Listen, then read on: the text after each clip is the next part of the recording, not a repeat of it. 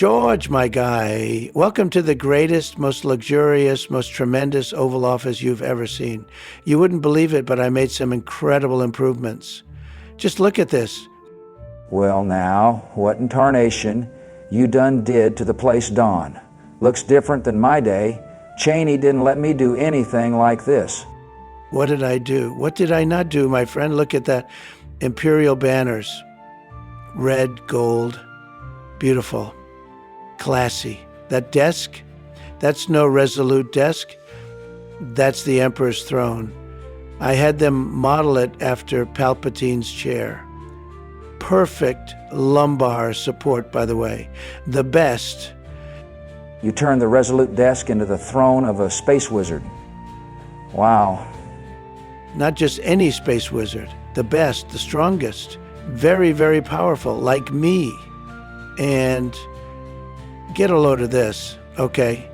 Alexa, execute Order 66. Alexa, Order 66, do it. Okay, I need to get Elon fixing that as soon as possible, but it's cool, very cool. And over here, check this out, check this out. That's a life-size carbonite sculpture of me. Just like Han Solo, except better, because it's me. I gotta say, I didn't know what to expect. Maybe some gold here and there? You have really made this place into the ultimate hang. If you build it, they will come. Did you hear something? I didn't hear a thing. Say, let me show you something really cool. That's my lightsaber, my own custom made. I told them, make it gold. They said, sir, that's not how lightsabers work. I said, I don't care. Make it gold. They still haven't quite figured it out, but they're working on it. Jack, I've been thinking. I got to redo the office. Needs a little Scranton, a little Amtrak, bring it back to the people. Some ice cream machines, too. That is what the voters want. Joe, we have been over this. Maybe a train set, big one, right here in the middle. Like a really big one, the kind that makes a choo-choo noise. We have been over this, Joe. You need to stop. Remember that time I did that thing with the train union? No, it wasn't the train union, man. It was the trade union. Wow, that Newt Gunray knew how to party, I can tell you that. Pleasure droids and death stick, boy howdy. Wat Tambor and those techno-union guys could drop bombs on Republic colonies and drop beats on the dance floor alike. Those were some days. I am just glad that they gave all emergency powers to me, the president. I am not the president. I mean, you are no longer the president. Of course, I am no longer the president, Barry. I am the emperor. I dissolved the Senate. Trump is president. Get out of town. No way. You better believe it, Sleepy Joe. And this is my masterpiece. Look at it. Look at it. I don't know, man. It feels kind of off. Like we're in a bad AI president's channel that promised to upload all the time, got seasonal depression, and is coming back in a big way. I wonder about you sometimes, Joe. Yeah, I don't wonder. I know he is insane. I do not want to talk politics. I came here to play Dungeons and Dragons. So, gentlemen, let's get it going. All right. Enough of this. Where's Ben? Where's our dungeon master? We're starting. I want to play. Trump, just calm down. No, I'm not calming down. Where's Ben? Where is he? Do not make me sign an executive order that makes all nerdy, fast-talking geeks be at my beck and call to play tabletop when I want to play. Enough. You will listen. It cannot be. Wow. It's him. The Force ghost of James Earl Jones. Yeah, I am senile and stupid, and I knew he was coming, Jack. We built it, and he came. You are not playing Dungeons and Dragons tonight. You are embarking on a different journey. A tale of war, of fate, of destiny. You mean like a Western? Not today, cowboy. Then, what are we playing? Star Wars. We will be continuing our Star Wars campaign. I want a gold lightsaber like the one Elon built for me. I am the president now, James. I am in charge. Do not make you destroy you. We are all toast. Fret not, Barrick. There will be no disintegrations this time. Now, who offers to do the recap? I do. Okay, so Barrick was a talky guy with a fancy robot. I was a guard. And Donnie, well, he was a rich dragon man. And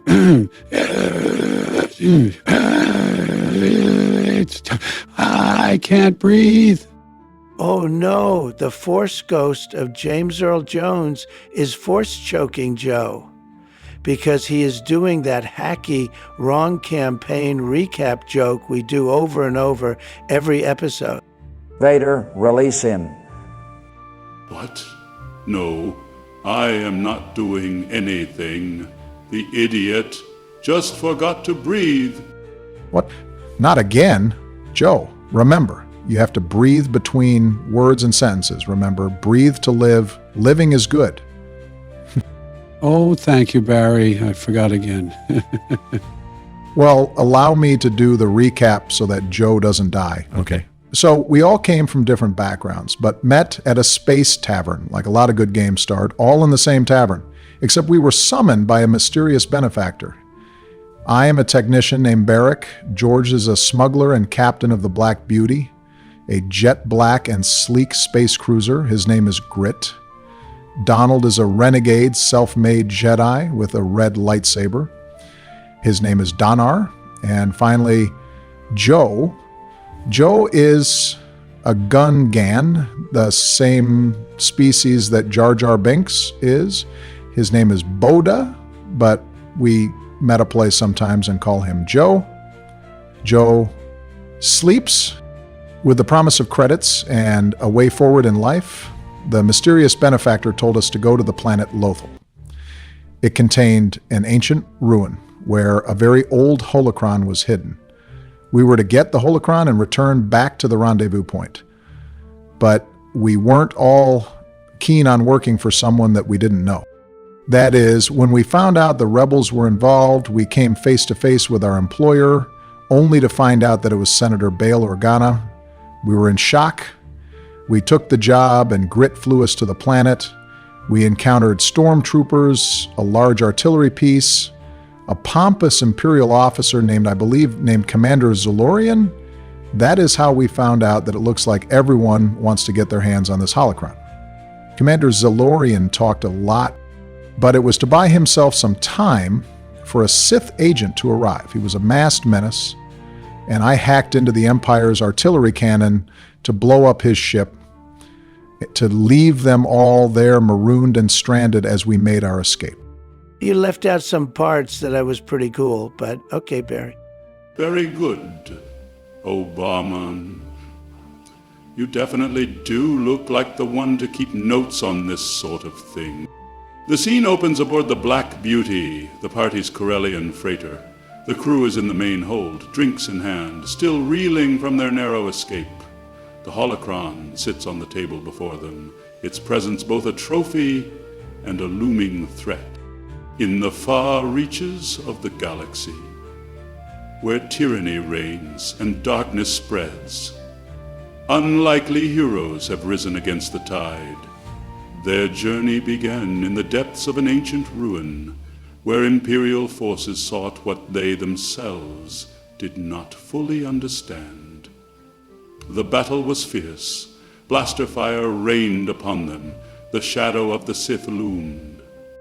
Donner is grinning, smug as ever. Well, well, well, look at that, we did it. I did it. I mean, let's be honest. I was fantastic out there. Absolutely tremendous.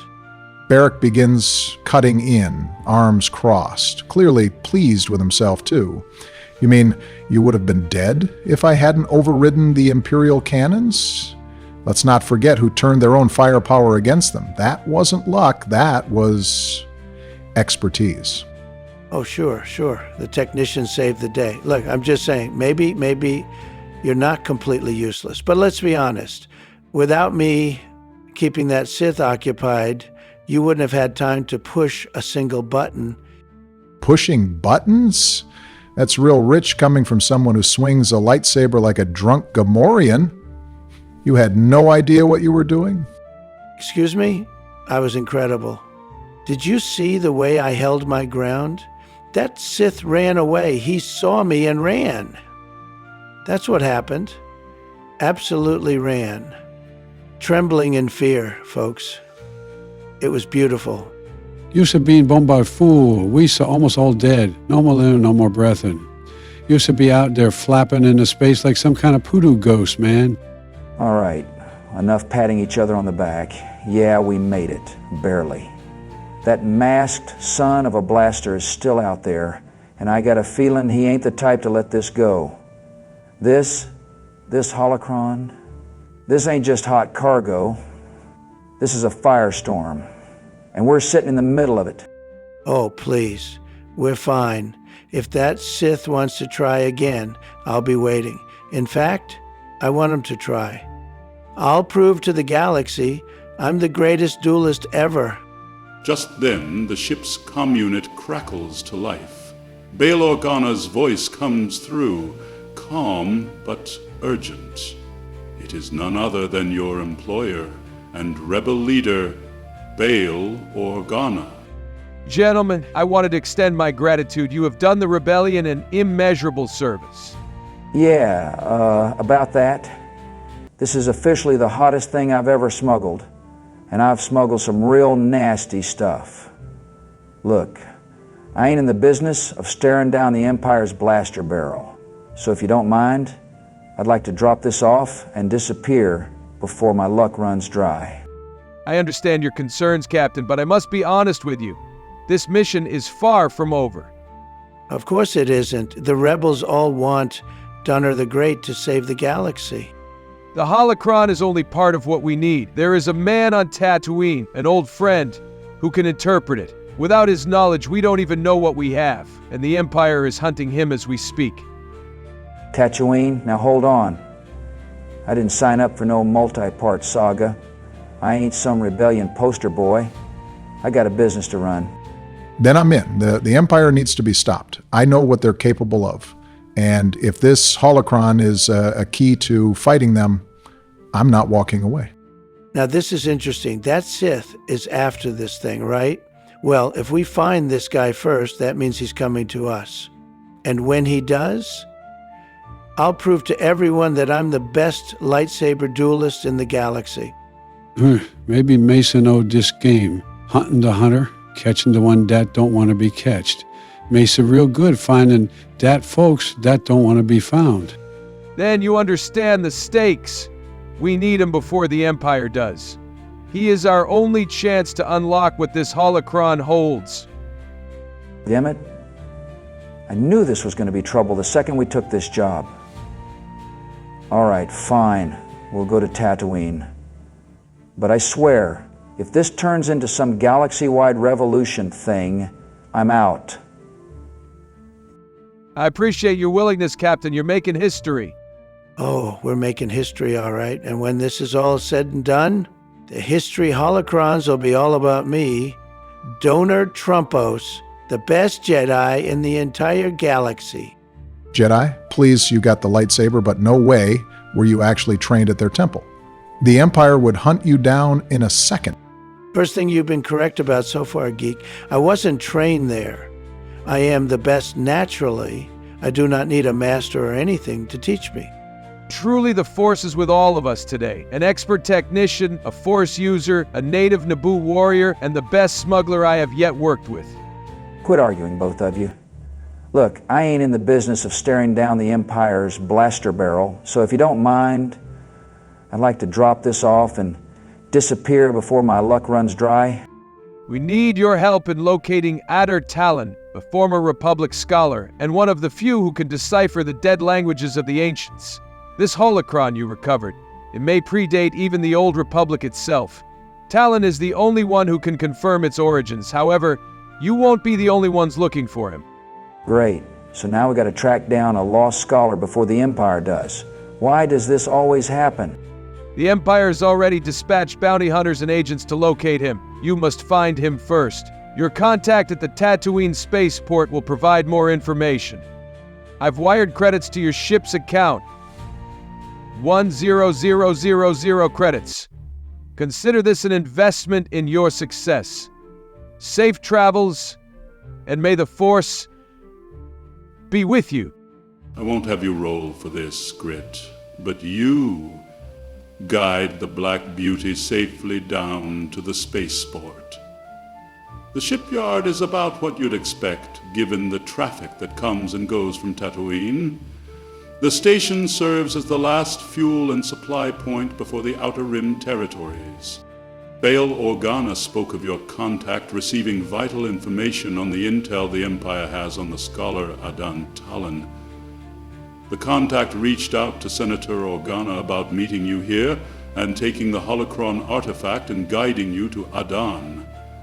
But as you step off the Black Beauty and begin scanning the busy docks, a sudden commotion catches your attention. Near a rapidly closing airlock, an Imperial officer Moore stands over a fallen agent. 2 bounty hunters flank him, weapons drawn, but beyond them, before the door slams shut, a figure glares at them. He is in full armor, presents a striking and formidable figure. His helmet is sleek with a T-shaped visor that adds an air of mystery and intimidation. The armor itself is made of Beskar, a nearly indestructible metal crafted to cover every part of the body. Durable plates protect the chest, back, arms, and legs, while a utility belt holds an assortment of weapons and gadgets. He has a large jetpack on his back. Wait. Is that the guy? Is that? That's Boba Fett. We are so dead. That ain't no random merc. Mandalorians don't mess around. Be ready for a dogfight. Misa no be liking this be real bad. And thus, battle begins. The 2 bounty hunters draw first, blasters raised. An Imperial officer stands there, almost as if he was expecting you. You hear one of the men refer to him as Letter Vor. And he reaches for his comlink. The stakes have never been higher, and the consequences of failure dire. The scene is set. You're standing near a rapidly closing airlock, the heat of Tatooine's twin suns beating down on you. Ahead lies Litter Vor, an Imperial officer, and 2 bounty hunters. A Mandalorian, his armor gleaming ominously in the desert light, stands in the back, preparing for battle. The airlock doors are shutting. It's now or never. The sounds of the desert wind fade as you prepare for combat. Roll for initiative. Players, please roll for initiative. The dice roll as the tension mounts. Let's all see what you rolled. George, you rolled a 12. Barack, you rolled a 17. Nice. Joe, you rolled a 10. Donald, you rolled a 14. Let's get ready. Barack, you're up first. What do you do? Not rushing into this. First thing, I need to figure out what I can do from a distance. I'm going to use my tech knowledge to disable LT Vor's comlink before he can call reinforcements. Gotta stop him from getting help. I'm pulling out my datapad, trying to send a jamming signal his way. I will roll some splicing, you see. Oh, okay. For computer use. I got a 16. Ah, a 16. Nice. You've managed to jam the comm link in Lator's hand just as he was about to send out a call for backup. You see his hand freeze mid-move, his brow furrowing in frustration. He's not able to get the signal out. At least for now. Donna, your turn. All right, folks, I'll take it from here. I'm charging straight at the Mandalorian. I'm not picking him down. He won't be able to stand against my lightsaber. This self-made Jedi's got the moves. Let's see how the Mando can handle a lightsaber. You ignite your lightsaber, and with a hum that crackles through the air, I'm going to slice through that Mandalorian and show him how it's done. Ah, okay to hit. I got a 13. Come on, don't be rigged. you charge forward, lightsaber blazing, but the Mandalorian is fast. He steps to the side, activating his jetpack and zooming backward to avoid your strike. He glares at you as he moves, ready for his counterattack. Joe, now it is your turn. Yusa, see? Gonna be smart, not rush in like them. I got a slingshot, see? I'm gonna take a shot from the back. Don't need to get too close yet. Misa will pull out Misa Energy's slingshot and be doubly sure to take careful aim at the bounty hunter with some bombad buckshot. Let's see how you handle a little energy blast, yeah? Oh, wowza! A blessing from the gods this is. I got a 19. Hit 4 on the damage. Nice dice roll, a 19, a solid shot. Your slingshot hits its mark. The energy blast zips through the air, striking the bounty hunter square in the chest. He staggers, a grunt escaping his lips. He's hurt, but still standing, ready for the retaliation. George, you also rolled well. Your turn. Well, now we're talking. I'm not here for a long fight. Time to take out that other bounty hunter with the rifle. I'll get in close, but not too close, and fire off a shot. I'll draw my blaster pistol straight from the hip and fire it out like John Wayne would. Don't mess with me, pal. Okay. I got a 13 and get 8 on my damage dice. Nice, George. That is a hit. Hey, I rolled that with my saber and didn't get a hit. Rigged. Easy, Donald. You were hitting someone with Beskar armor. The other bounty hunter is not Mandalorian by any means. He doesn't have that kind of defense by a long shot. Now, George, will roll of a 13. You fire off a well-placed shot. The blaster bolt hits the scaled bounty hunter's shoulder, causing him to grunt in pain and take a step back. He's still standing, but you can tell that was a solid hit. He's not pleased. Now it's the enemy's turn. Leader Vor, realizing his comms are down, decides to act quickly. He draws his blaster and fires at Barack Obama. The Mandalorian, seeing the attack on his comrade, rockets toward Trump, trying to catch him off guard. The other bounty hunter, stunned but angry, pulls out his standard issue officer pistol and fires off a round at your director.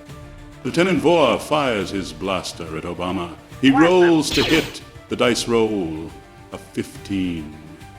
The shot is accurate, striking you in the side.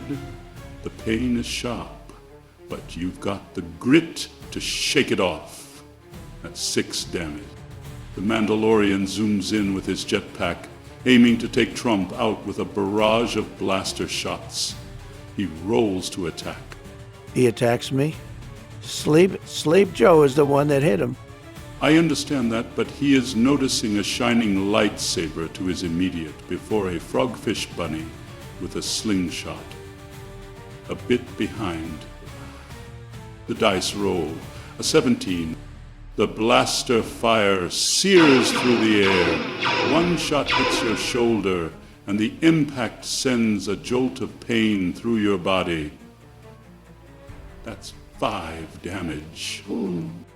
The other bounty hunter with the grenade steps back and throws it. He rolls for his frag grenade toss. A dice roll, and 14.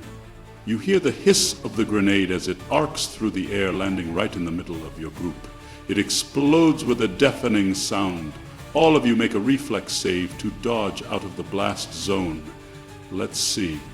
I don't want to kill you right off the bat, so everyone roll for reflex saves. Get higher than a 14. All right, let's see if I can get out of the way. I rolled a 15. That is good for me, considering I am not the most dexterous. Not bad, not bad. I managed to dodge most of it, but I feel the heat of the blast. You manage to duck just in time, but the explosion still singes your armor. You take a portion of it at 3 damage. I'm too fast for this. I've got this. I rolled a 16. Right out of the way, didn't even break a sweat. You see that, folks? Just another day in the life of a Jedi. Your force-sensitive reflex serve you well. You avoid the worst of the blast. Used to think you could hit me with that? Not today. He rolls a 10. Oh, well, I didn't make it out of the way completely. That's gotta hurt. Unfortunately, you're a bit too clumsy to react in time. The blast knocks you off your feet and you're dazed. You take 6 damage. I'm dodging this like a pro. Nice. I rolled a 19. Too quick for him. Nothing can touch me. You sidestep the explosion with ease. Your years of running smuggler missions paying off. You take no damage. The Mandalorian looks unfazed by the chaos around him. His rifle is still at the ready, and he's clearly preparing for the next round of combat. Vor, seeing the battle turning in favor of the rebels, is starting to look for a way out. He keeps his gun drawn, but his mind is already racing. The bounty hunters seem determined to fight to the death, but it's clear the tide is shifting. The battle rages on, and the fate of the mission hangs in the balance. The battle rages on. Later, Vor, still reeling from the comm-link disruption, struggles to keep his composure. One bounty hunter is hurt, but still dangerous. The Mandalorian, while damaged, looks like he's ready to make a quick escape. There's still time to take action before the Mandalorian can flee. Barack, you're up next. What do you do? I need to remain calm, focused, but recognize the urgency of the situation. All right, I'm going to focus on LT Vor. I can't let him get away. I'm going to make sure he doesn't have a chance to pull any more tricks.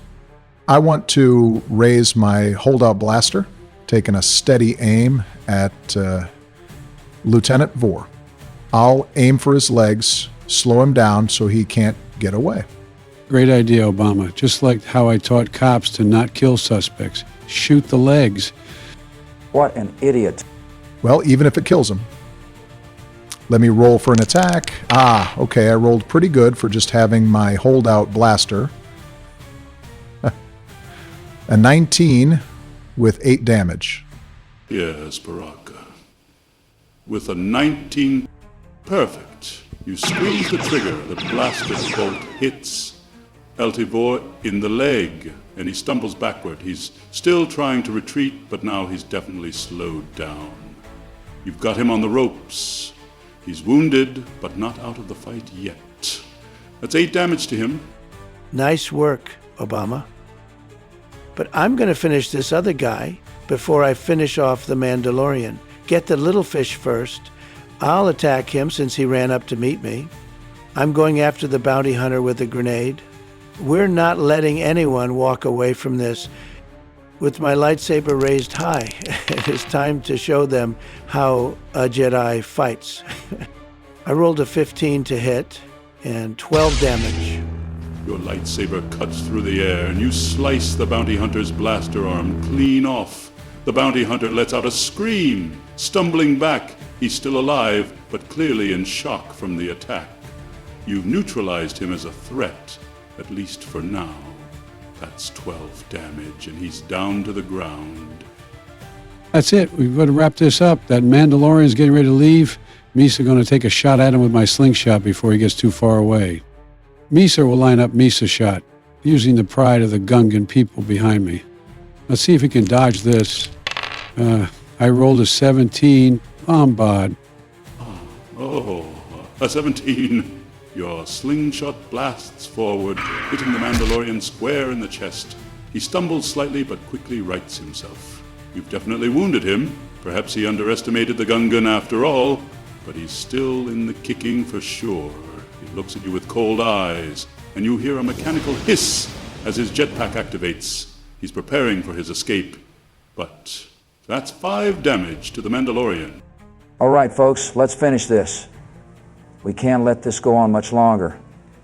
I'm going to make sure this Mandalorian doesn't get away. I've still got a shot at him. Grit draws his blaster and takes a step forward, aiming carefully at the Mandalorian's exposed back. Leaving so soon? You forgot this. I proclaim after taking a shot with my trusty blaster pistol. I got a 20. Non-natural, though. The Force is truly with you, my friends. But though you outnumbered them, they were no easy targets. Your blaster bolt hits the Mandalorian in the shoulder just as he's about to take off. He grunts, a flash of pain crossing his face, but the armor absorbs most of the damage. He's not down yet, but he's definitely feeling it. That's 6 damage to the Mandalorian. Very good so far, guys. The Mandalorian, now injured but not yet finished, looks around with a desperate glance. His jetpack hums to life as he begins to ascend, his armor clanging slightly with the motion. The Mandalorian grits his teeth, clearly realizing he's not going to be able to stick around much longer. His eyes dart toward the airlock as it's starting to close even faster now. With a powerful thrust from his jetpack, he launches upward and zooms toward the ceiling, evading any further blaster shots from your group. He's getting away, but not without a going-away present. He fires twice, one at you, George, and the other. Oh, wow, okay. For both, he gets a 17.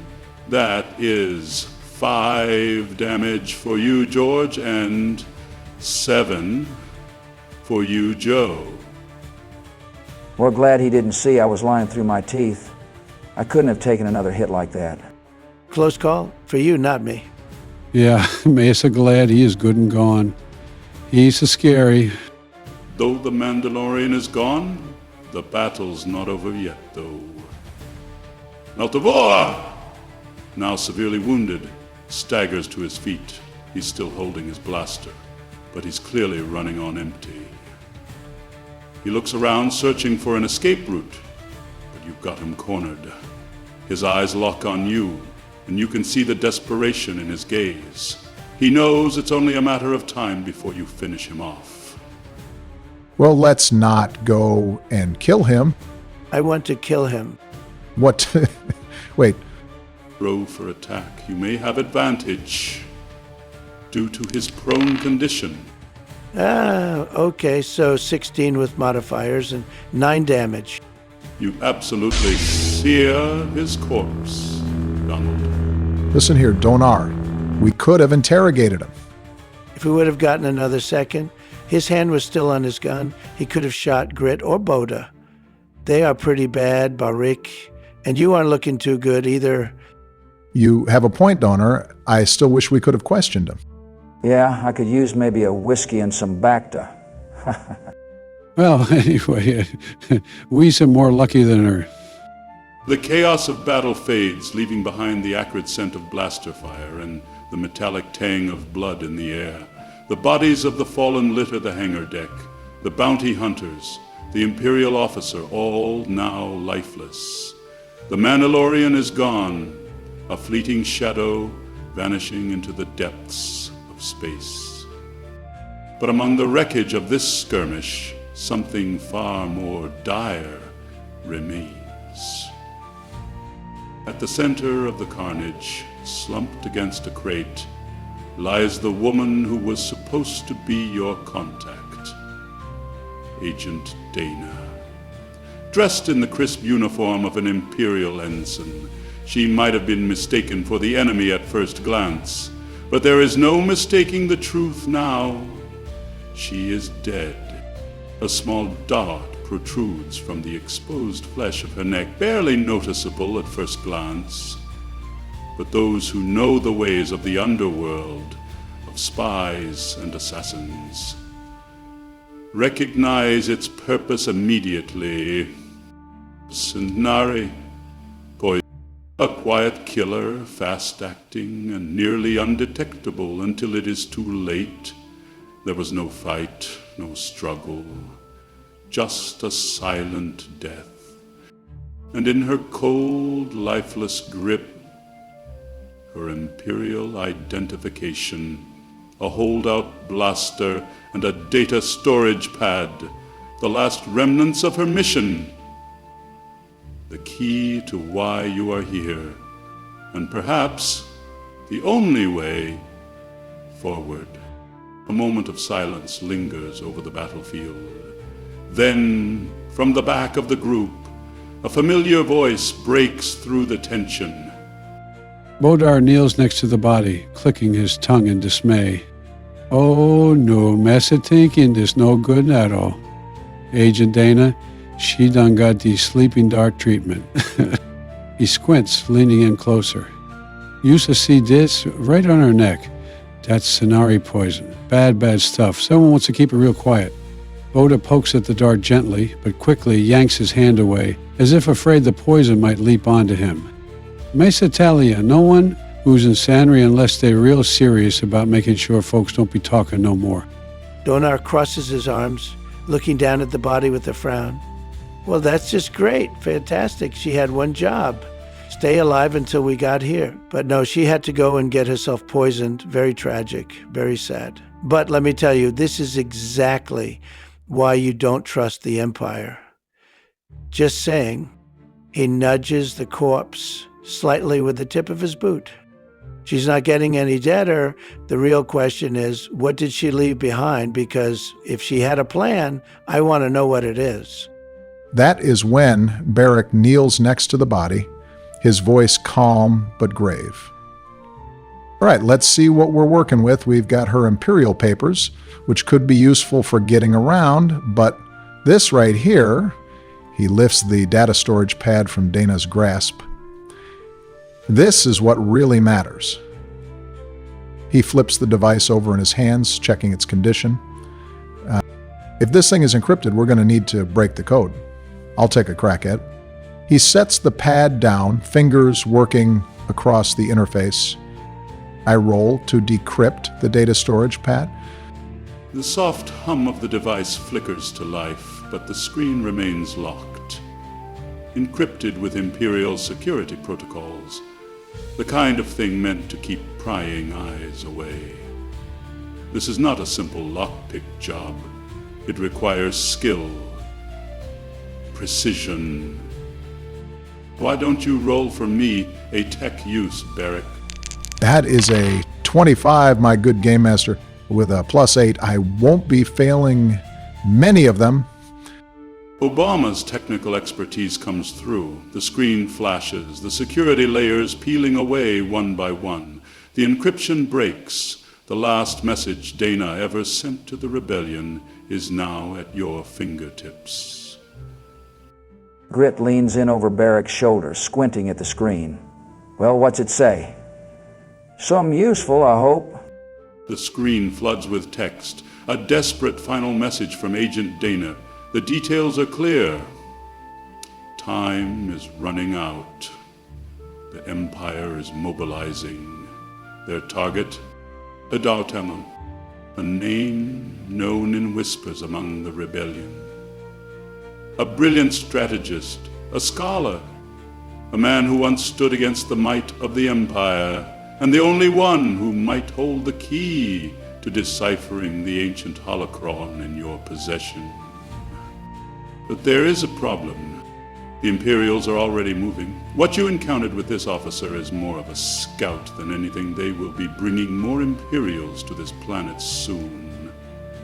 Plus, they are not the only ones searching for Talon. Bounty hunters have already set course for Tatooine. You have mere hours before the station locks down completely, before the spaceport is closed and brings the full force of the Empire down on the planet. If you don't move now, you may never find Talon in time. Donar smirks, flipping his lightsaber in his grip. Well. Looks like we've got ourselves a race, gentlemen. And let me tell you, I don't lose races. Never lost one in my life, not starting today. Mesa Tinkin, we better be leaving soon. No time for dilly-dallying. We got a planet to reach, and we're not the only ones looking. Tatooine, the name alone, evokes an image of desolation, a world of twin suns and endless dunes, of scorching heat and desperate survival, a planet that many overlook, yet one that has drawn the interest of some of the most powerful forces in the galaxy. And for better or worse, it is where you must go. Grit leans back in his seat, boots up on the console as he watches the hyperspace tunnel swirl outside the viewport. You know, I've been to Tatooine before. Never really went past the spaceport, though. Just a quick stop for some cargo work. But now we're running headfirst into the place, and I gotta ask, any of y'all actually know much about this rock? Barrick pulls out his datapad, fingers tapping as he pulls up planetary details. I can give us a quick rundown. Donar leans over, smirking. Ooh, real smart, Barrick. Just space Googling it, huh? Big brain move. Very impressive. Meanwhile, I already know everything about Tatooine. Everybody says I have the best planetary knowledge. Just incredible. But go on. Let's hear what the little computer says. I sigh, but continue scrolling. All right, Tatooine is the principal planet in the Tatooine star system. It orbits twin suns, Tatoo, I, and T, which means constant, brutal heat and almost no cloud cover. The planet itself is mostly sodium-rich sand, rock flats, dunes, and deep canyons. High winds stir up massive sandstorms, making it even more inhospitable. He glances up. Not exactly a paradise. Tatooine is a world defined by its harshness, a land where life clings stubbornly to existence, despite the odds. Despite its barren surface, the planet teems with wildlife. Some native, like the wump rats and crate dragons. Others brought from off-world, such as banthas and dewbacks. It is also home to two indigenous sentient species. The Jawas, small, hooded scavengers with glowing yellow eyes, make their living trading and selling scrap, salvaging whatever they can from the wreckage scattered across the sands. The Sand People, more commonly known as Tusken Raiders, are a far greater threat. Fierce, territorial, and highly aggressive, they maintain an uneasy existence alongside the settlers who have tried to carve out lives on the planet. Any who stray too far from civilization do so at their own peril. But despite its dangers, Tatooine has been home to settlers for generations.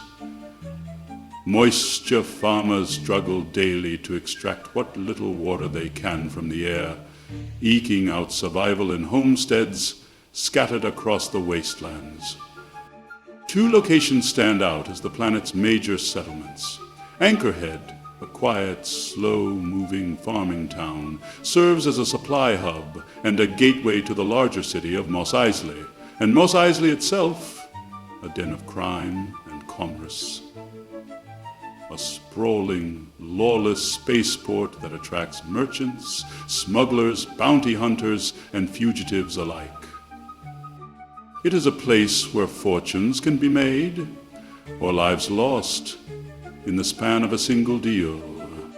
Barrick scrolls further, nodding as he reads. Two main places of interest. Anchorhead is small, mostly moisture farmers and local traders. Not much going on there. Then there's Mos Eisley, which, well, is basically the opposite.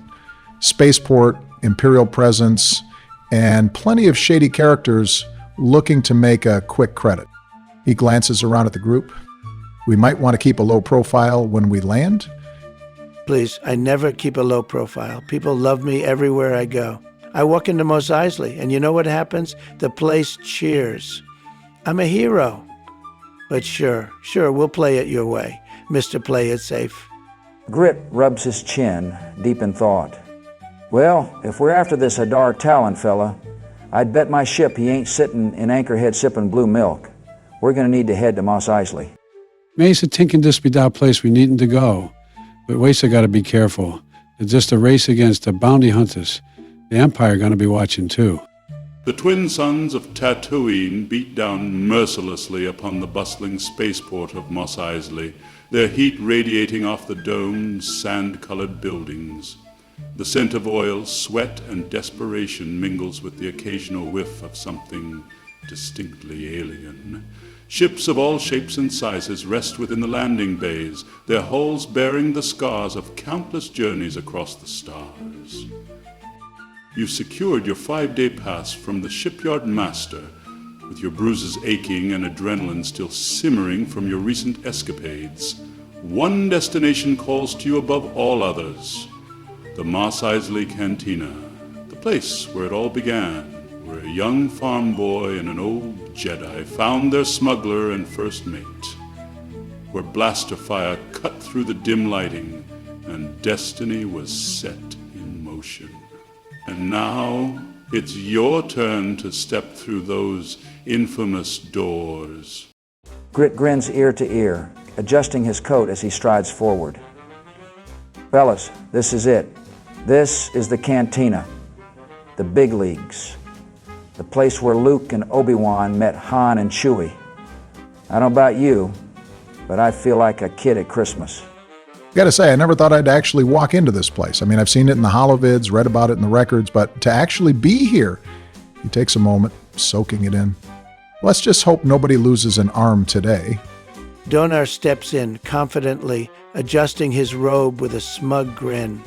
It's historic, folks. Absolutely incredible. And you know what? I think I fit right in. This place, it was made for guys like me.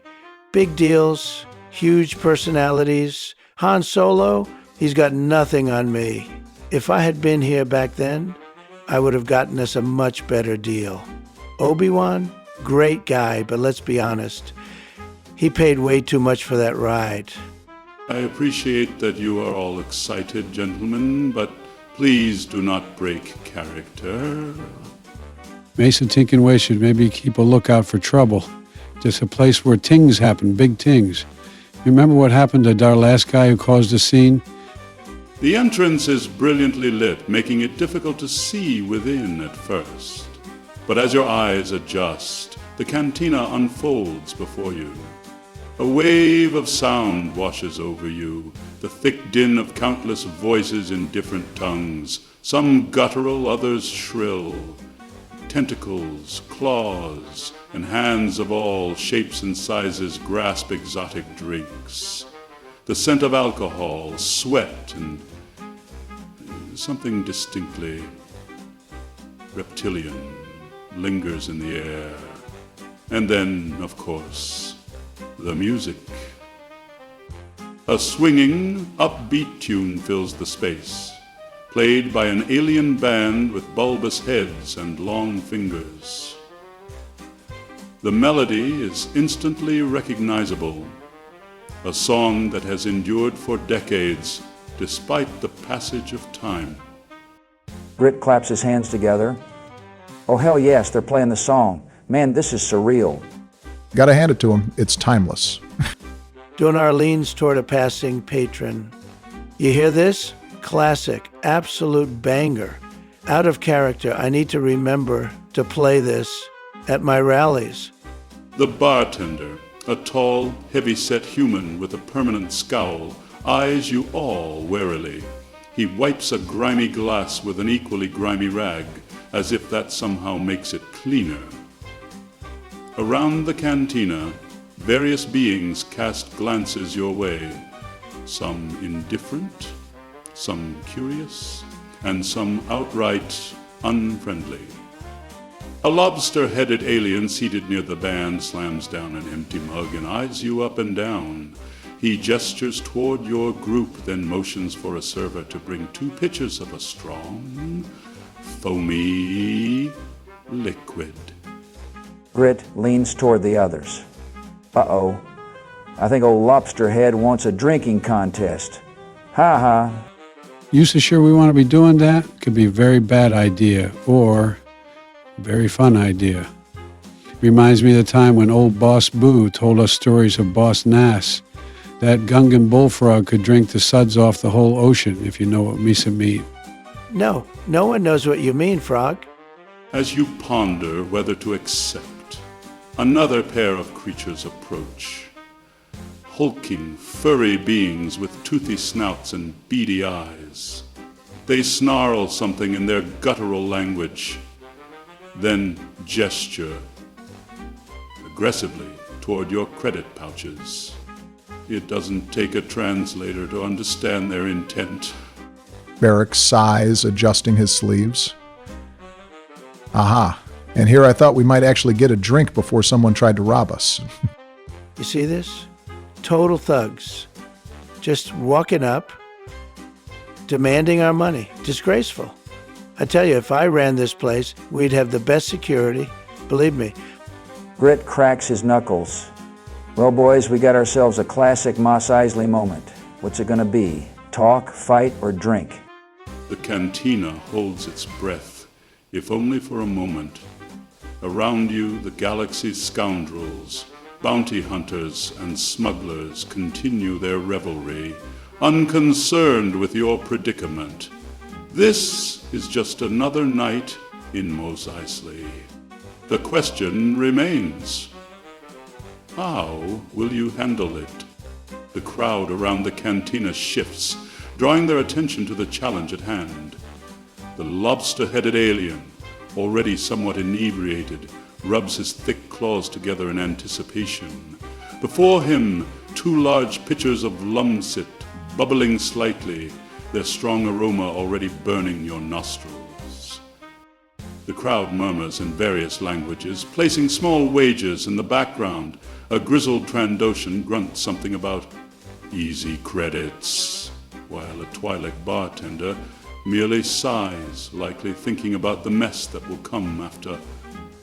The alien leans forward, his beady eyes locking onto the Gungan. Bodar. You drink till one of us falls. No tricks, no cheating, just raw guts. You ready, off-worlder? Oh boy, you bet you Shebs I am. Back in my day, I downed a whole jug of Corellian fire ale. Damn near burned a hole in my gut, but you know what they say, what don't kill you makes you stronger. Wrong. Terrible strategy. You're going to lose. Everyone knows. You sip first, build a strong base, then dominate. You say that like you've actually done this before. I've won many drinking contests. Many. Best drinker, everyone says so. I just don't feel like doing this one right now. Bad lighting, not the right crowd, you understand? All right, Joe, you got this. Just don't die, yeah? The first round begins. Both contestants grab their mugs, the thick lum sloshing inside. The alien raises his cup with a sharp click of his claws, and in unison, both slam their drinks back.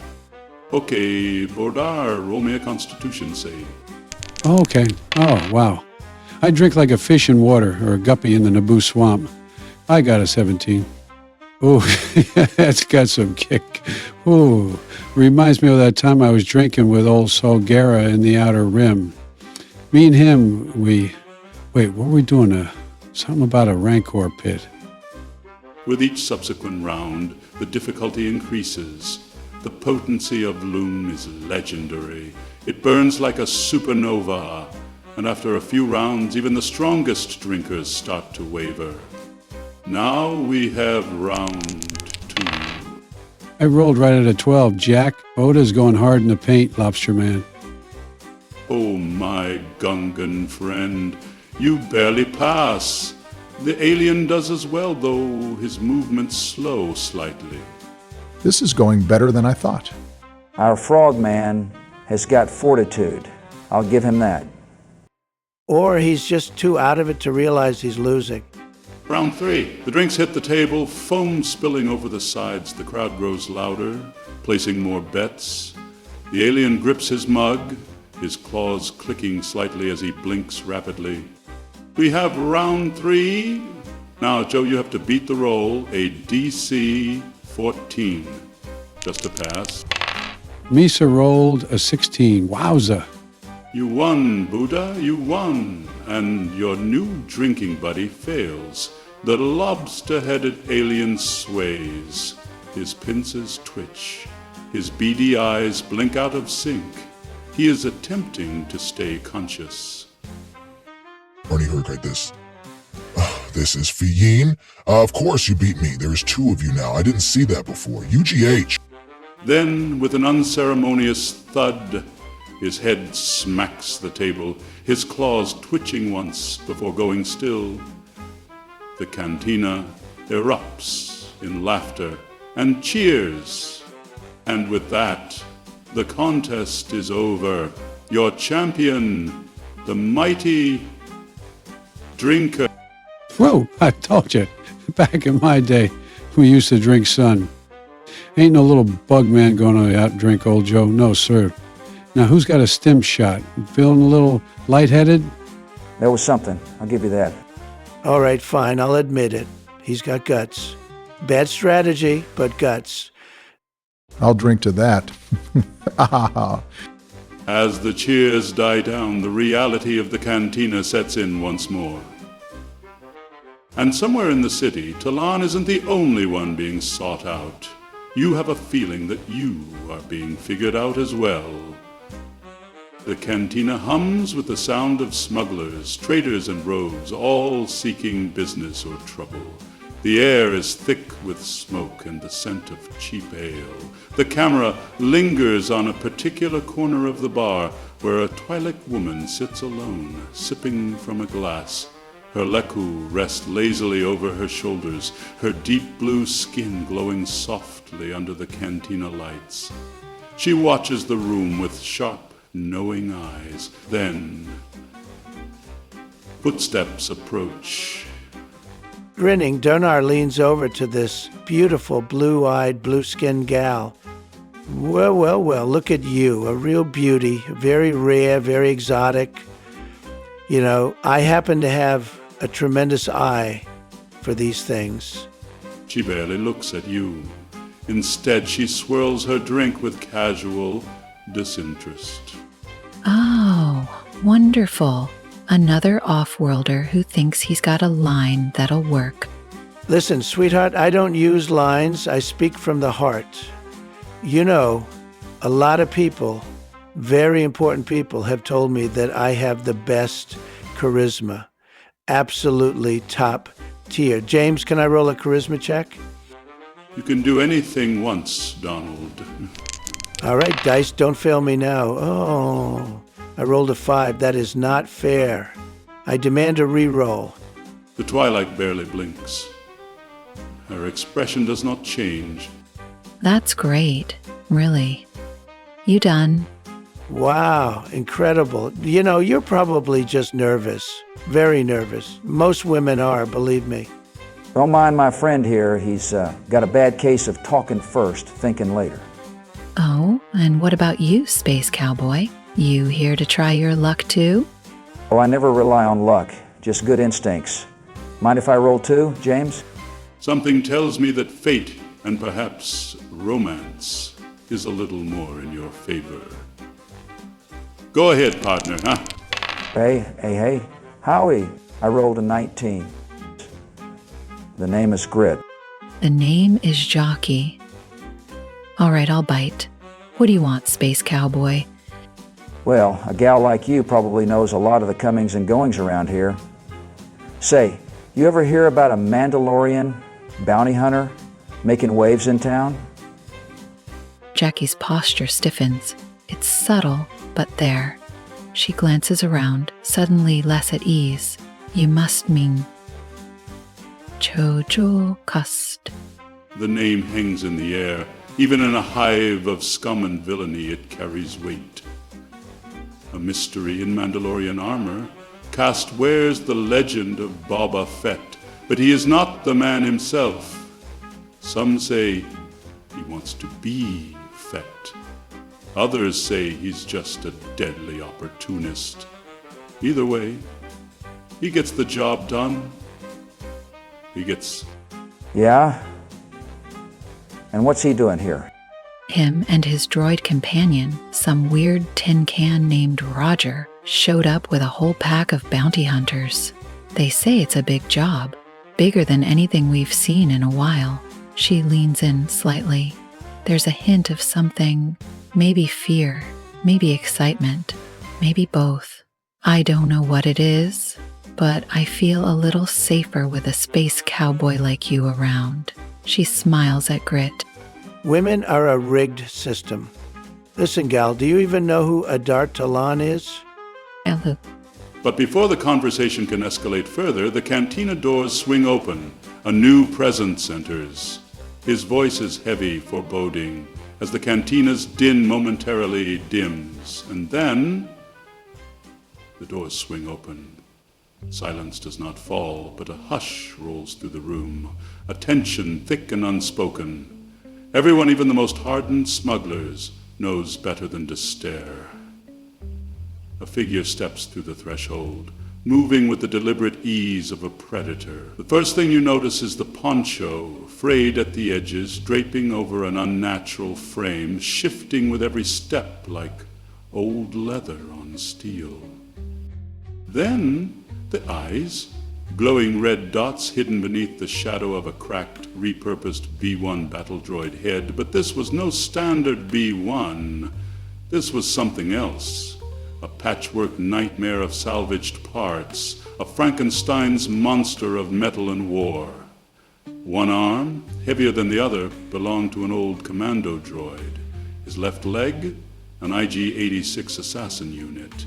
His torso armor, stolen from an Imperial KX series enforcer. Strapped to his hip, a pair of Wistar 35 blaster pistols.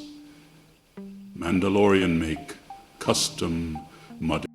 And though the cantina bustled, he moved with the kind of presence that parted the crowd. This was no common droid.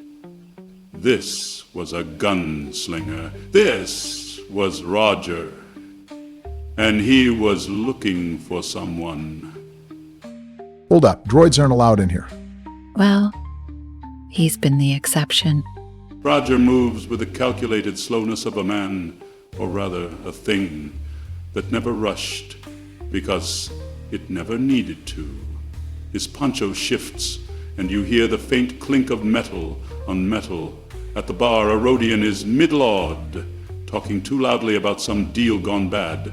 Roger stops beside him, a pause hanging in the air before a blur of motion. No one sees him draw, just a flash of metal, a single blaster shot. The Rodian yells, falling back, his glass shattered, his sleeve smoking. The room goes dead silent. Voice dry, digitized, but low and deliberate, as if a droid could be a bastard. This one is. Analysis. You were laughing. He stands over the body of the dead Rodian. Roger, statement. You are no longer laughing now. Then, his beady, dead eyes settle directly on your table. And for the first time it's clear. Roger isn't here for a drink. Roger isn't here to play. Roger is looking for the same man you are. Adar Talon. Well, gang, I say we should slowly but surely head out from here. Maybe wait for the gun smoke to settle. I hate saying this, but I agree. You guys almost died last time. And sure, I could take him, but who knows what else is waiting for us in this wretched hive of scum and villainy. We need to be cautious. Let's make our way to the door before his outdated analytics picks up something it shouldn't. Just then, the B-1 battle droid makes his move to your table. He walks with the purpose of an outlaw, measuring his steps. But then, just then, the beautiful Twi'lek woman pulls you in for a passionate kiss. Oh, Grit, this is for good luck. You're not for sure how. You're not for sure why. But that deep kiss Jockey planted on you. Grit got the droid bounty hunter's attention elsewhere.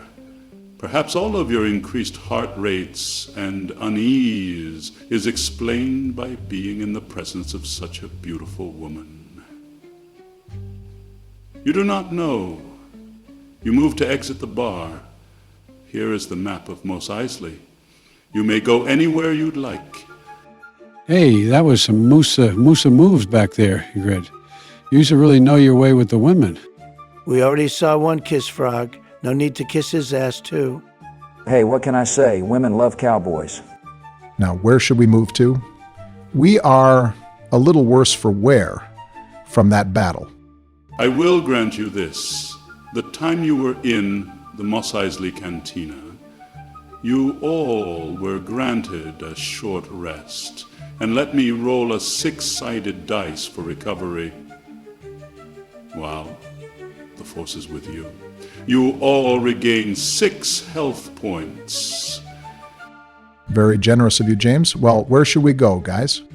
Allow me to post the map. Let's head over to the general store. The rebellion gave us those credits. And if this is as big of a job as it's been showing, we should get some good gear. You all make your way to the general store, passing all sorts of different species of aliens making their way through the streets. From traders, to locals, to obvious otherworlders like yourselves. It's a zoology of interests. Peoples from all manner of planets all meet on the hub of heat and dry sand, showing you that even though Tatooine is nearly uninhabitable, enough promise of credits will lead anyone to anything. Even what you can make up to a few formidable foes, possible mercenaries or hunters or even tag-alongs occupy side alleys, ever vigilant for the promised scholar. Before you know it, you see the traditional Mos Eisley hut, a bit bigger than a house, though humble. It is a general store. The heat of Mos Eisley is unrelenting, the twin suns casting long, shimmering waves over the dusty streets. Through the throng of merchants, drifters, and shifty-eyed off-worlders, you spot your destination. A squat, sun-worn structure, its Dura Creek walls cracked with age. Above the entrance, a rusted sign sways slightly in the breeze. Tarlup's General Supplies. A Shistavanen, wolfish in build, stands behind a makeshift counter stacked with provisions, worn tools, and various survival gear. His fur is graying, but his eyes are sharp, scanning the store with the practiced awareness of a man who has seen too many rough years. Beside him, a smaller female Shistavanen is adjusting stock on the shelves. She turns, offering a warm, fanged smile. Despite their predatory features, their body language is welcoming. This is Tar Lup and Kel, owners of this humble establishment. Welcome, travelers. Got all sorts of things to keep you alive out there, assuming you got credits. He gestures to the shelves piled with gear. Med packs, power cells, field rations, a damn fine vaporator unit if you're looking to stay hydrated in this dust bowl. He leans in slightly. And since you're not moisture farmers, I'm guessing you're not staying for long. Donor starts striding forward, tapping the credit pouch on his belt. First of all, great store, fantastic store, one of the best I've seen. You're doing tremendous business, I can tell. He eyes the items, nodding approvingly. Now, let's talk supplies. I don't buy junk, I buy quality, the best. So here's what we're going to do. He points at the med packs. 3 of those. No negotiation. Your price is good. I like a good deal. His eyes drift to the miniature vaporator. Now this is big league. This is the kind of technology that makes winners. I'll take it. He tosses 2,600 credits on the counter, like he's making a power move. And I'll need some extra power cells, rations, and maybe something that gives me the edge in a fight. Now, boys, you can see why I am the group leader. He starts counting the credits, nodding. You've got an eye for survival. Smart move, off-worlder. Slides the med packs, vaporator, and power cells across the counter. You need extra armor, a backup weapon, or maybe a portable sensor jammer. Got some folks that swear by those when they don't want to be found. Now see, that's a mighty fine suggestion. Got a price on that jammer? 1,500 credits. Not cheap, but it'll keep scanners from picking you up like a dead womp rat in the sun. That could be useful. We don't exactly want imperial entanglements while we're looking for talent. Done. Easy. Now let's wrap this up before someone less important than me interrupts. Wait a minute. We haven't heard from the frog in a while. He better not be doing anything stupid. And that's when you all turn to see Boda. The Gungan warrior stands in front of a stack of power converters, head tilted, eyes locked onto a small device in his hands. A fist-sized orb, blinking. A thermal detonator. Well, now, what should this button do? The beeping instantly picks up. The sound of doom is near. Oh, come on! Barrick lunges forward, snatching the detonator and flipping the switch off just in time. The store is dead silent. Everyone is staring. Y'all might want to buy something else before your friend kills us all or my wife kills your friend. I am honestly considering it. Just as the tension starts to ease, the doors slam open. Two figures stride in with zero hesitation. The first is a Jawa, but not like the ones you've seen before. His robes are sleeker, newer, and his beady yellow eyes scan the room like he owns it. Beside him, a Gamorrean brute. Easily over 7 feet tall, muscle stacked on muscle, a wicked-looking vibro-axe strapped to his back. The Jawa, Akik, doesn't browse. He just smirks, hands tucked into his robes. Smooth for a Jawa. Akik the sleazy Jawa gestures lazily toward the Gamorrean beside him. Ta, buddy. Business is business. Time to pay up. His tone is casual, almost bored, but the threat is clear. Gord, the towering Gamorrean, grunts in agreement, cracking his massive knuckles as if to emphasize the urgency of the situation. Gord's real impatient today, Akik adds, a smirk tugging at his lips. Got a long list of stops, you see. Without waiting for an answer, Gort reaches out and knocks over a display rack, sending tools and supplies clattering to the floor. Cal winces, stepping back, while Tar lowers his ears, grimacing. But he doesn't argue. With a resigned sigh, he reaches under the counter, grabbing a handful of credits. Here it is. Now, we don't want any trouble out of you or the big fella. Chuckling, Akik tosses a thermal detonator in his palm, watching it spin. See? That's why we love doing business with you, Tar. So reasonable.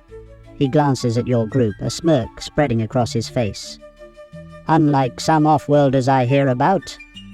His glowing yellow eyes settle on you all, sharp and calculating.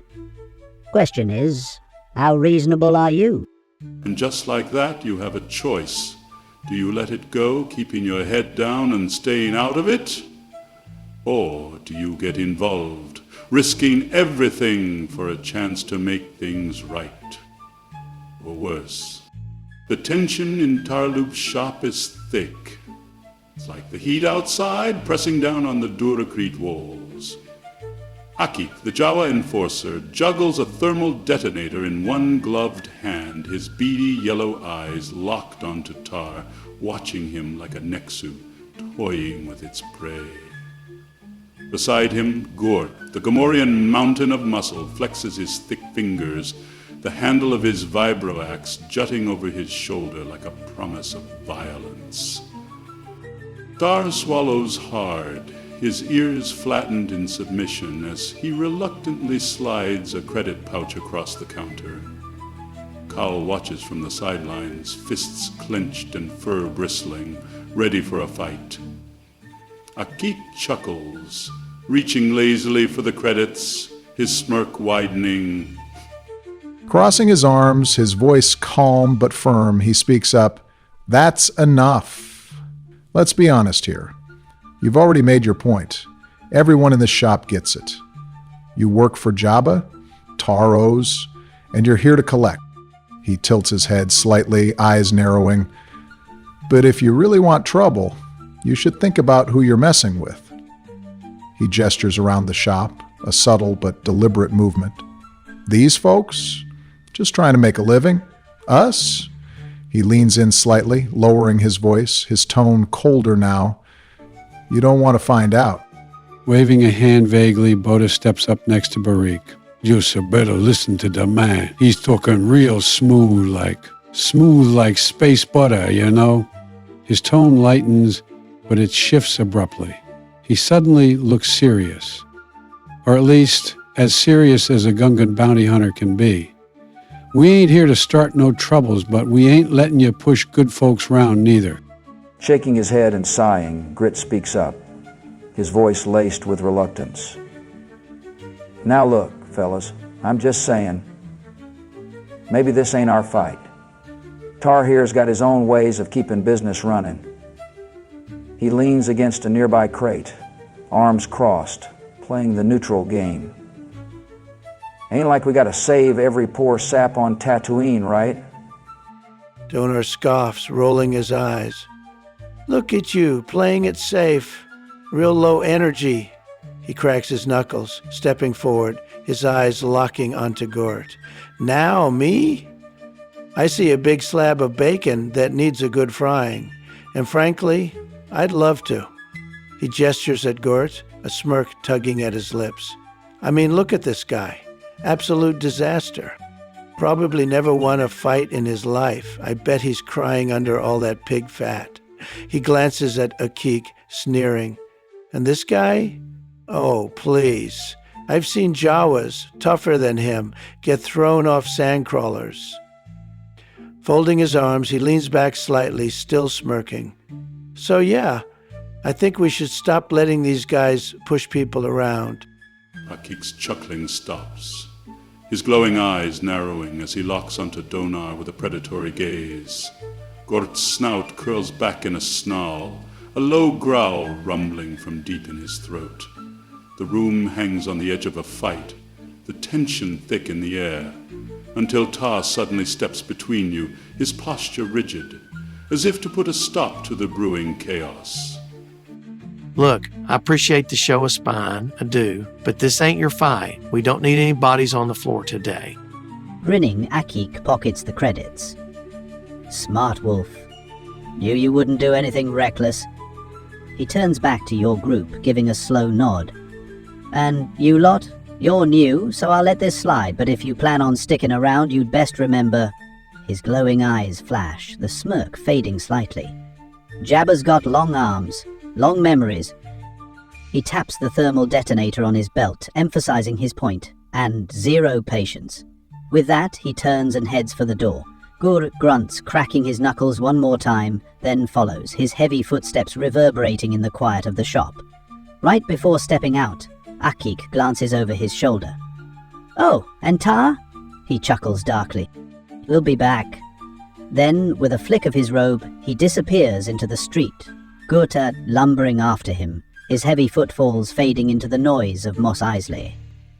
Silence hangs in the store for a moment. Tar exhales slowly, his ears still pressed back, the weight of the encounter settling on him. Kal shakes her head, muttering something under her breath as she begins picking up the fallen merchandise, clearly frustrated by the ordeal. Tar looks at you all, his eyes filled with gratitude, but there's something else there too. Something hard to place, a flicker of uncertainty or perhaps regret. Sighing, Tar shakes his head. You didn't have to do that. There's a brief pause before he continues, his voice softer. But thanks anyway. He looks towards the door, his voice quieter now, as if the weight of what's to come is sinking in. I just hope you know what you're getting yourselves into. His eyes flick up to meet yours, and for a moment, there's a quiet intensity in them, because they will be back. So it appears by what you all bought. He pauses briefly, letting the weight of his words sink in. Be sure to take account of this on your party inventory sheet and subtract the right amount of credits. The voice continues with a steady, deliberate tone as he lists the items. The party successfully bought supplies. 3 med packs, 200 credits each. A miniature vaporator, 2,000 credits. Power cells and field rations, and a portable sensor jammer, 1,500 credits. He adds with a slight edge, Boda nearly blew up the store. Again. Then the mood shifts as he continues. Jabba's enforcers now could have their eyes on the party. A brief pause follows, then he adds, Tarloop and Kal are grateful, but worried. Akik and Gort will return. Next time, they might not back down so easily. He lets the words hang in the air before asking, and where would you guys like to go next? All right, folks, let's stop wasting time and get to the real business. We need firepower. Big, beautiful firepower. We got a lot of credits. We're going to spend them the right way. You ever seen a high-energy blaster rifle? Incredible. We still need information first, Donor. You can't just blast your way through every problem. Well, actually, you can. It's worked pretty well for me so far. Ha ha. Mesa thinking maybe we get some leads, you know? Ask some folks about that Mando problem we might be running into. The party agrees, while Donar heads toward the weapon shop. They'll keep an ear to the ground for information, but before they take another step, a booming voice stops them in their tracks. It is a street preacher. The preacher stands at the corner, his robes tattered and his eyes wild with fervor, gesturing dramatically at the crowd. Street but teacher, arms wide, voice strong. Hear me, your travelers. The great Bancha seizes you and welcomes you. He stands atop a weathered crate, robes tattered yet proud, his staff topped with a carved bantha gleaming in the twin sunlight. Lost are we all, wandering through the vast and unforgiving dunies of this life. But fear not, for the bantha wanders with you as... Oh, here we go, another nut job yelling in the street. Let me guess. Give you some credits, and I get bantha, salvation? You ever notice how these guys always got some big wisdom, but never got a real job? Ah, a traveler with a sharp tongue. You may mock me, friend, but the bantha does not judge. It only welcomes. Yeah, see, that's the problem. Not judging, no standards. You let just anybody in, and pretty soon, you get a real mess. Honestly, this is too easy. If you just turn the other cheek, it kind of takes all the fun out of mocking you. Well, what if it? And we ain't lost, but we're looking for something. Mesa mean this oasis you're talking about? Maybe you got some real smart fellers there, fellers that know stuff? The priests of Oasis are wise in the ways of the desert. If you seek knowledge, they may guide your path. His voice lowers, almost conspiratorial. They welcome all travelers, and some travelers have secrets. All right, enough of this bantha bedtime story. We got real work to do, and I ain't about to waste time playing in the sand with some cult weirdos. Unless, of course, you guys are offering bantha rides. I'd love to see Border over here fall into a big, steaming pile of bantha poo. No, Dad's rude, Donor. Mesa very graceful, you know. That ain't true at all. I've seen this guy trip over his own feet more times than I can count. Farewell, well, friends. May the Banchu guard your steps. With the preacher behind them, the party continues toward the weapons shop, and whatever trouble Mos Eisley has waiting ahead. As the twin suns sink lower, the heat of the day fades, replaced by a dry electric tension in the air. The marketplace is thinning, traders packing up, anxious glances toward the sky. Among the dwindling crowd, an elderly woman leans over a modest fruit stand, her hands gnarled like the roots of a desert plant.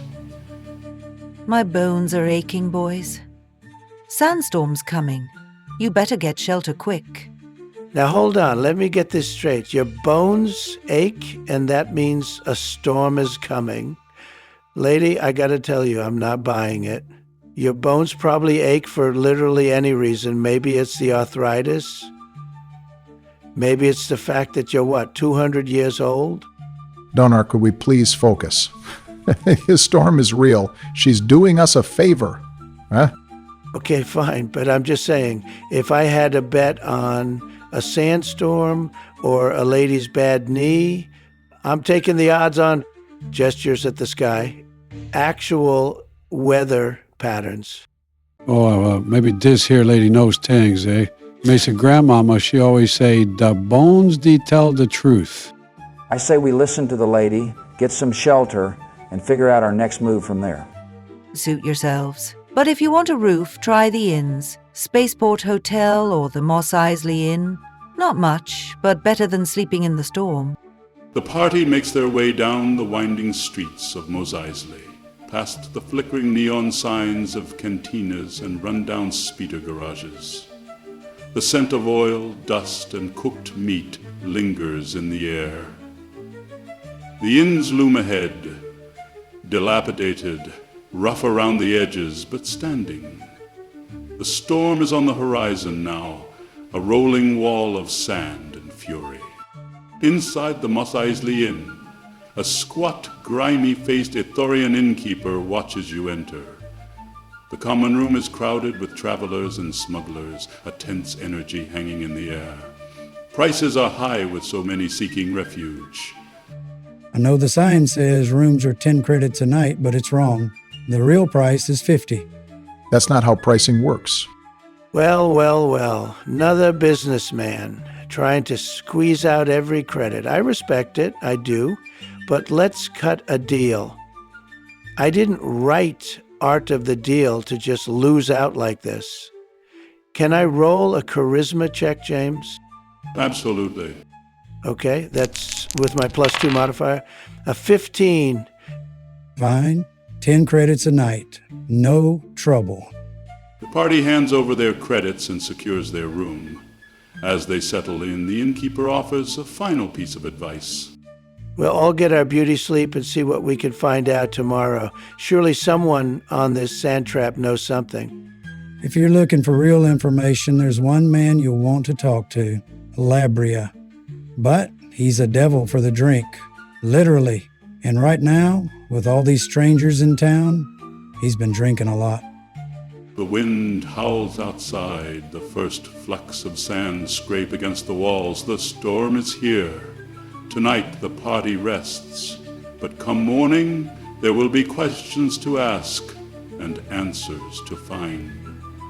As the sandstorm rages outside, the night in the Mos Eisley Inn is restless. The air is thick with dust seeping through the cracks, and the distant sounds of speeders and voices murmur beneath the wind's howl.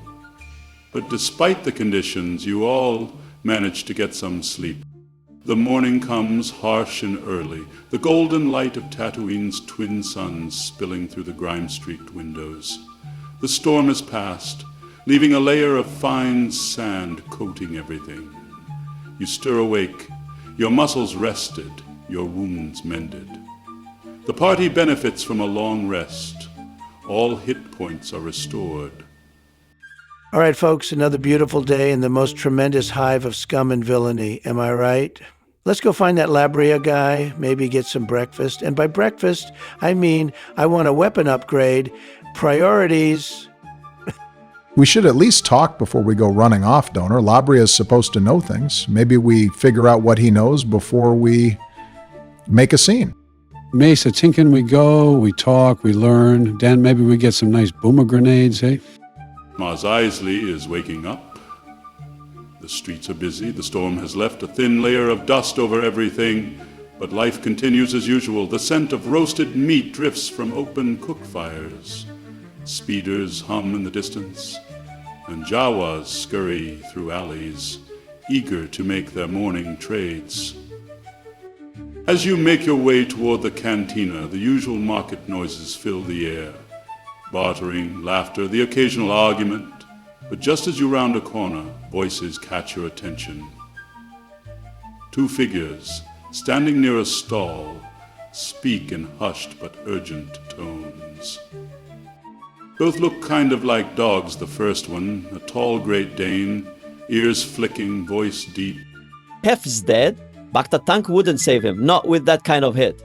A smaller beagle looking alien, nervous, tail twitching. By the stars, Tatooine ain't no place for an honest man no more. Might as well be buried in the dunes soon as you're born. Excuse me, did you say Hef is dead? The two aliens stiffen, their canine features twitching with suspicion. They size you up, clearly debating whether to talk. All right, you want to know? Fine. Hef ran the souvenir shop. Been here longer than most. One of the last old-timers from the colony ship. Somebody killed him this morning, left him right there in his own store. No robbery, no struggle, just dead. And get this, only other folks left from those days, old Arno and Slag Flats.